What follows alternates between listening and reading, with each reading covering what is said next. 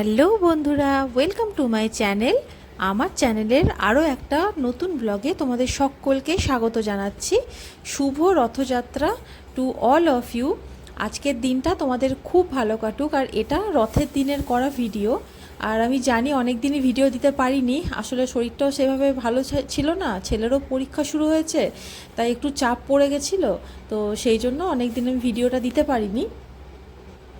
আর এই ভিডিওটা করা হচ্ছে রথের দিনে দুপুরবেলাতে। তো আমি দুপুরবেলা থেকেই ব্লগটা স্টার্ট করছি। আর দেখতেই পাচ্ছ আমাদের তো খাওয়া দাওয়া হয়ে গেছিলো, আর যেহেতু সানডে ছিল তো দেবাশিস তো বাড়িতেই ছিল।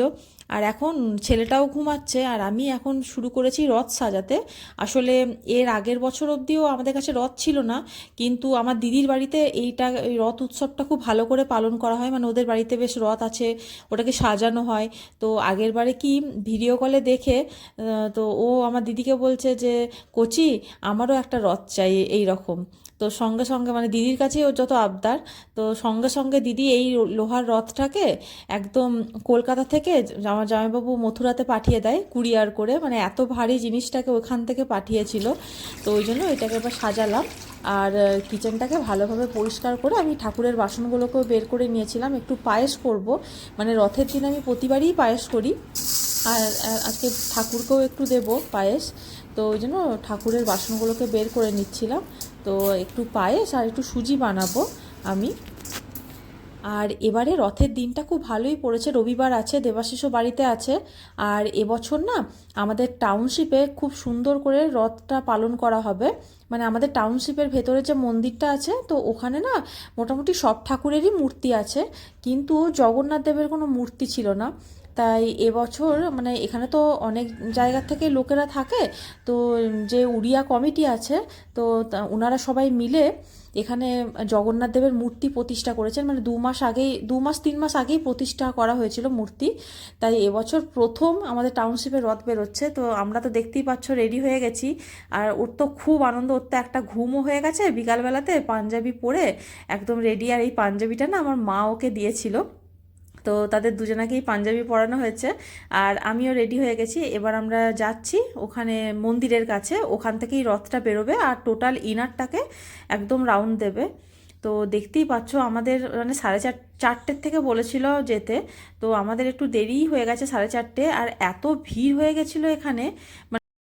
আর এই যে রথ এখন একদম রেডি হয়ে গেছে, আর ভেতরে তো সুভদ্রা আর বলরাম বসে গেছেন, জগন্নাথ দেব এখনও আসেননি। ভেতরে হয়তো মন্দিরের ভেতরে কিছু পুজো টুজো হচ্ছিল, আর আমরা সবাই বাইরে ওয়েট করছিলাম।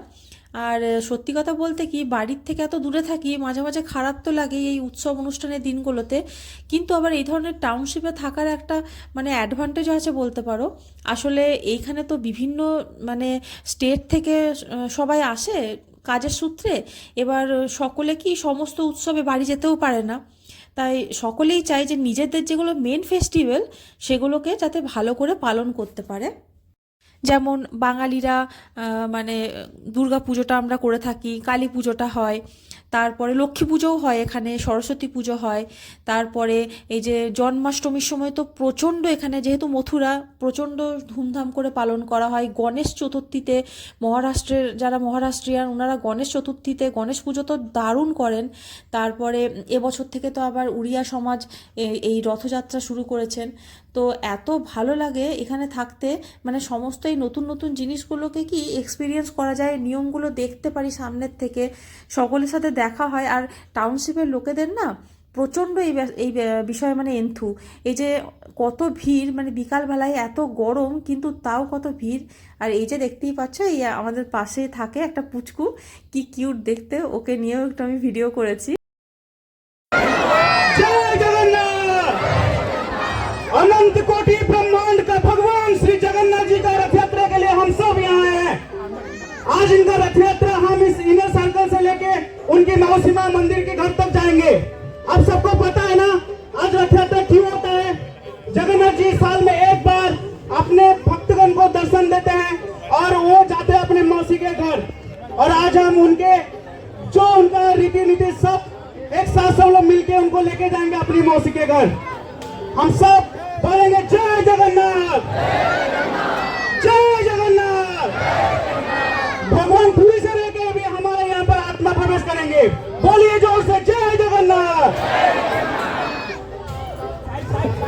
अभी मैं बता दूं, जो रथ हम खींचेंगे अभी 2 रस्सी हमारे सामने रहेगा। एक तरफ हम लेडी আর এই যে প্রচণ্ড ভিড় হয়ে গেছিল, মানে আমি তো জায়গায় পাচ্ছিলাম না যে আমি কোথায় ধরবো, একটু টাচই করতে, মানে এত ভিড়। যদিও লাস্টের দিকে মানে তার পরের দিকে বলেছিল যে একদিকে মহিলাদের লাইন হবে আর একদিকে জেন্টসদের লাইন হবে। তো এই যে দেখতেই পাচ্ছ সব ভাবিরাও এসেছিল এখানে, মানে সকলের সাথে দেখাও হয়েছিল আর আমরা সকলে মিলে দড়ি টানলাম। আর রথের দড়ি টানার কিন্তু সৌভাগ্য আজ অবধি আমার হয়নি। তো এই টাউনশিপে এই রথযাত্রাটা হয়েছে বলে এই সৌভাগ্যটাও আমার হলো, তো তার জন্য সত্যি খুব ভালো লাগছিল। আদিও একটু রথের দড়িটা ধরেছে, একটু যখন ভিড়টা একটু কম হয়েছিল ওকেও ধরা করিয়েছি। আর আমরা কিন্তু পুরোটা ঘুরিনি, মানে আমার বাড়িতেও যেহেতু রথ টানতে হতো, পুজো বাকি ছিল, তো সেই জন্য আমরা একটু ঘুরে তারপরে বাড়ি চলে এসেছিলাম।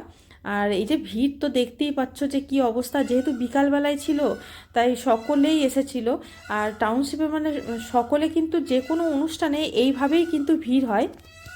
আর এত লোক হয়েছিল, তো সকলে এত তাড়াতাড়ি রথটাকে টানছিল, তো ওরা বারবার বলছিল যে একটু আস্তে করে টানুন।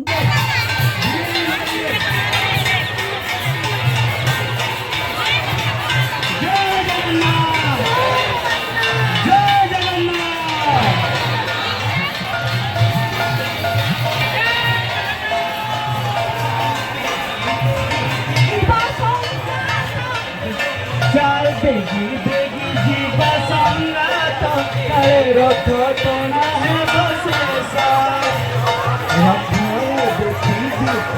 रथ को धीरे कीजिए, रुकिए, अभी कोई नहीं है, रुकिए धीरे धीरे। हमको 2 घंटा तक खींचना है, आधा घंटा में नहीं पहुंचना है। हमें 2 घंटा लगना चाहिए, जितना देरी होगा उतना बढ़िया है। कोई जल्दी नहीं करेगा, धीरे धीरे खींचेंगे हम, आराम से आराम से।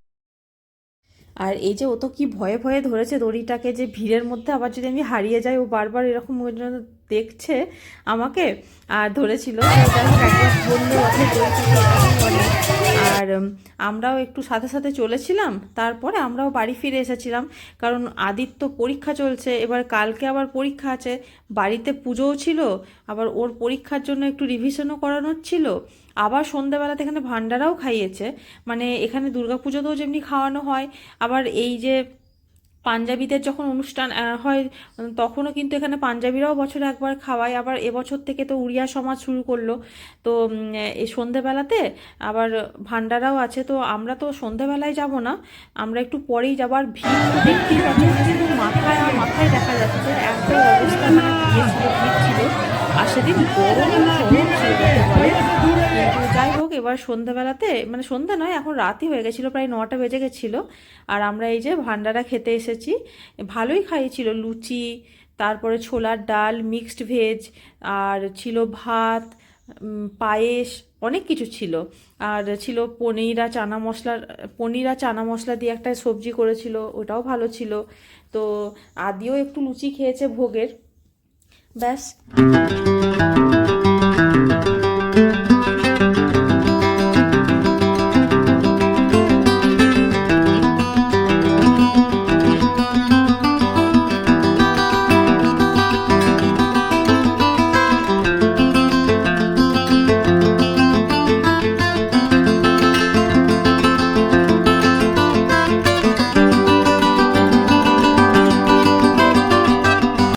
তো ব্যাস আমাদের তো খাওয়া দাওয়া সব হয়ে গেছিলো। আর দেবাশিস বললো চলো একটু ঘুরিয়ে ঘুরিয়ে নিয়ে যাই। আমাদের টাউনশিপে না এই লাইটগুলো নতুন লাগিয়েছে, মানে টাউনশিপে অনেক কিছু জিনিসই নতুন নতুন লাগাচ্ছে এটাকে স্মার্ট টাউনশিপ করার জন্য। আমি কোনো একদিন তোমাদের সাথে শর্টে এটাও শেয়ার করব। তো ব্যাস এবার আমাদের আবার বাড়ি ফেরার পালা। তো তোমাদের সাথে আবার দেখা হবে নেক্সট ভিডিওতে, ততক্ষণের জন্য বাই, গুড নাইট।